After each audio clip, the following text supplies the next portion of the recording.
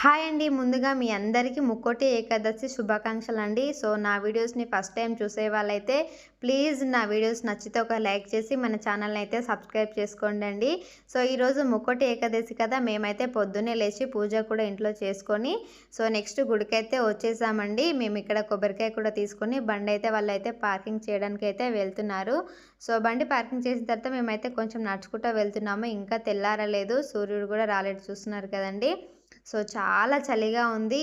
అసలు లైన్ గూడా చాలా పెద్దగా ఉందండి. మేము గుడిలోకెళ్ళేసరికి చాలా టైం పట్టింది. ఇంగ మా పిల్లలైతే సతాయించుడైతే స్టార్ట్ చేసిండ్రు. జరసేపు గూడా బాగలేరు. ఇగ ఎత్తుకో, ఎత్తుకో అని తలుగుతున్నారు. సో, ఆయన నా కొడుకుని నేనైతే ఇగో నా బిడ్డనైతే ఎత్తుకొనైతే నిలబడి లోపలికైతే పోతున్నాము. ఎంత కష్టమైనా ఈరోజైతే కంపల్సరీ దర్శనం చేసుకోవాలని ఫిక్స్ అయ్యి అయితే వచ్చినాము. ఫైనల్లీ పోతా ఉన్నాము. వీళ్ళైతే సతాయించుడైతే మరీ ఎక్కువైంది తప్పితే అసలు తగ్గిందే లేదు ఏడ. ఇంకా చూస్తా, చూస్తా పోతే ఇగ చూసారు కదా! లోపలికైతే వచ్చేసామండి. చాలా సేపటి తర్వాత వచ్చినాము. నేను పొద్దున్నే వద్దామని చెప్తే, మా ఆయన ఈ టైంలో ఎవ్వరు ఉండరని చెప్పిండు. ఇప్పుడేమో ఈడ లైన్‌లో నిలబడాల్సొచ్చింది. సో, ఫైనల్లీ దర్శనం అయితే చేసుకుంటున్నామండి. చూస్తుండ్రు కదా! ఆ వెంకటేశ్వర స్వామిని. ఆయనని చూసుకుంటూ కొంచెం సేపయితే ప్రశాంతంగా మొక్కి, అక్కడైతే కొంచెం సేపయితే కూర్చున్నామండి. సో, మా పిల్లలు కూడా మొక్కిండ్రు. బానే మొక్కిండ్రు. ఇప్పుడైతే పర్లేదు బానే ఉన్నారు. సో, నెక్స్ట్ అయితే ఇక్కడ ప్రసాదం అయితే పెడుతున్నారండి. ప్రసాదం అయితే తీసుకొని బయటికైతే వచ్చినాము. ఇగ ప్రసాదం అనేటికల్లా ఇగ నా కొడుకైతే దిగిండు చూస్తున్నారు కదా! ప్రసాదం పట్టుకొనైతే వచ్చినాము. ఇంగ ఎవరిదాళ్ళు తింటా ఉన్నారు. ఒక ఫోటో తీసుకుంటంటే అందరు జల్దీ మాలుతున్నారు చూస్తున్నారు కదా! ఈళ్ళైతే.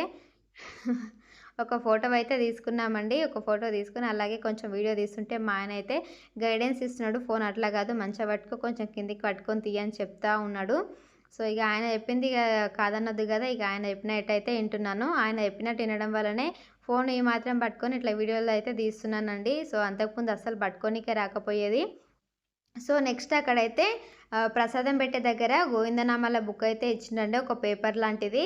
అది చదవడానికి ఇచ్చిండ్రు. ఆడనే కూర్చొని చదువుతున్నా. ఇంట్లో అయితే అస్సలు టైం ఉండదు. పిల్లలు కూడా సతాయిస్తారు. నాకొక్కదానికి కాదు ఆడ చాలామంది నచ్చినోళ్ళు తీసుకొని అక్కడ కూర్చొని చదువుకుంటున్నారు. సో, నేను కూడా వాళ్ళతో పాటైతే చదువుతున్నాను. అంతలోపు పిల్లలు సతాయిస్తారని మా ఆయన అయితే కొంచెం సేపు అయితే వాళ్ళని ఆడిపిస్తున్నాడు. సో, ఈ గోవిందనామాలు చదివి చాలా రోజులైందండి. మేము 10థ్ క్లాస్‌లో ఉన్నప్పుడు క్యాంపుకెళ్ళినప్పుడు అక్కడైతే బాగా నేర్పిండ్రు. బాగా నోటెడ్ అయిపోయినాయి. అవైతే నాకు అలవాటయిపోయినాయి. చాలా రోజుల తర్వాత అయితే ఇక్కడ కూర్చొని ఈ గుళ్ళో చదువుతానని అస్సలు అనుకోలేదు. ప్రశాంతంగా అనిపిస్తుంది. ఇవన్నీ నోటెడ్ ఉన్నాయండి. తొందరగా అయితే చదివేశాను. సో, ఇంటికెళ్తే అస్సలు కుదరదు కదా! అందుకైతే ఈడ కూర్చొని కొంచెం సేపయితే చదువుతున్నాను. చదవడం అయితే అయిపోయింది. ఇక దర్శనం కూడా అయిపోయింది. మేమైతే బయటికొచ్చేసినాము.